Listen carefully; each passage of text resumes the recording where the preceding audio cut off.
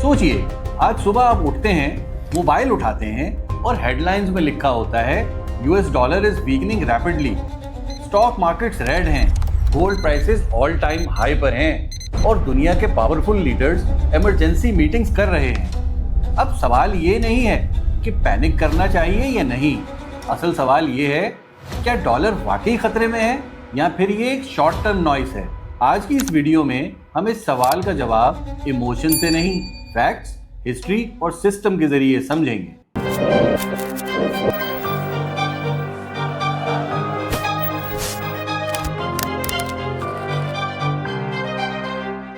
आखिर डॉलर की पावर आई कहां से?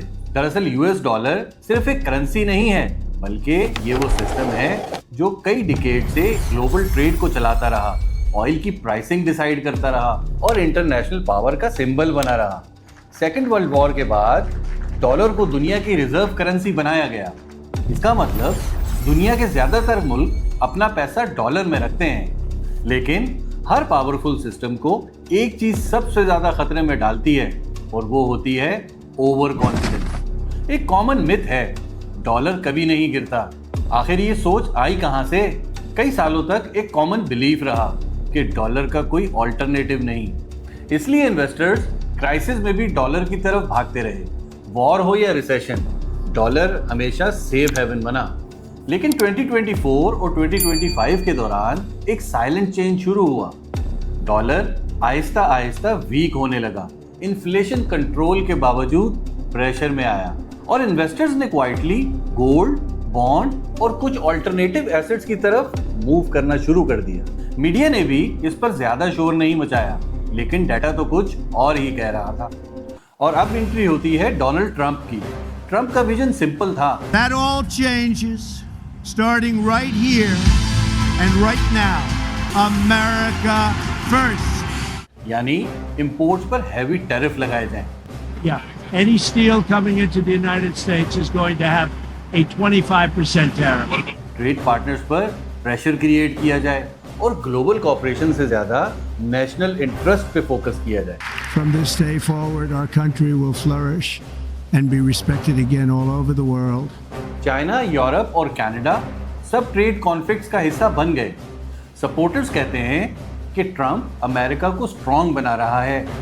I think the problem with this whole thing is that in the short term it will work. लेकिन economist का analysis था कि शॉर्ट टर्म स्ट्रेंथ होगी और long term instability. The challenge is over the longer term, this is going to encourage other countries to reduce their interactions with the US. And then we enter this threat of a global trade war. That's the worry. क्योंकि जब global trust हिलता है तो currency पर असर आता है। आइए आपको बताते हैं कि आखिर वो पॉलिसीज हैं क्या जो डॉलर को प्रेशर में ला रही हैं। एक स्ट्रॉन्ग करेंसी के लिए सेंट्रल बैंक का इंडिपेंडेंट होना बहुत जरूरी होता है। ट्रंप ने ओपनली कहा, इंटरेस्ट रेट्स कम करो। With oil prices going down, I'll demand that interest rates drop immediately, and likewise, they should be dropping all over the world. Interest rates should follow us. जब rate artificial तौर पर गिरते हैं और decision politics के जरिए होते हैं तो इन्वेस्टर्स का कॉन्फिडेंस भी कम हो जाता है, और जब कॉन्फिडेंस गिरता है तो करेंसी वीक हो जाती है, और इसे कहते हैं फेडरल रिजर्व पर पॉलिटिकल प्रेशर। हर टैरिफ का मतलब महंगी चीजें सेल परचेज करके ग्लोबल ट्रेड को स्लो करना। रिजल्ट अनसर्टेनिटी, और फाइनेंस की दुनिया में अनसर्टेनिटी का मतलब होता है रिस्क। रिस्क के वक्त डॉलर सेल होता है और सेफ एसेट्स बाय किए जाते हैं। इसे कहते हैं ट्रेड वॉर्स और अनसर्टेनिटी। और अब सवाल ये पैदा होता है कि इस अनसर्टेनिटी से जब डॉलर हिला तो ये दुनिया क्यों हिली? दरअसल डॉलर जब मूव करता है तो दुनिया फॉलो करती है। इस पीरियड में गोल्ड प्राइसेस रिकॉर्ड लेवल पर गईं, यूरो और यॉन टेम्परेरी स्ट्रॉन्ग हुए, डेवलपिंग कंट्रीज पर प्रेशर आया। पाकिस्तान जैसे मुल्कों के लिए First the petrol, now the food. Everything is too expensive. I know, brother. The inflation is killing us. Imports महंगी, पेट्रोल प्राइसेस ऊपर और इन्फ्लेशन का डबल इम्पैक्ट हुआ। यहाँ सवाल ये उठता है, अगर डॉलर वीक होता गया तो ग्लोबल सिस्टम का बैकअप क्या होगा? एक्सपर्ट्स इस पे एग्री करते हैं कि डॉलर का फुल कोलैप्स नियर फ्यूचर में अनलाइकली है, लेकिन स्लो इरोजन पॉसिबल है अगर अग्रेसिव ट्रेड पॉलिसीज कंटिन्यू रही तो एफईडी की इंडिपेंडेंस कॉम्प्रोमाइज होगी, और अगर दुनिया ऑल्टरनेटिव पेमेंट मेथड्स बनाती रही तो डॉलर अपनी डोमिनेंस स्लोली ग्रेजुअली लूज कर सकता है। और हिस्ट्री भी हमें यही सिखाती है कि कोई भी एम्पायर परमानेंट नहीं होती।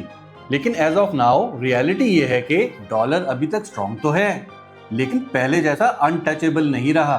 ट्रंप ने सिस्टम को शेक तो जरूर किया है और दुनिया ने डॉलर के ऑल्टरनेटिव्स भी सोचने शुरू कर दिए हैं। ये कोलैप्स की कहानी नहीं है, ये ट्रांजिशन की कहानी है।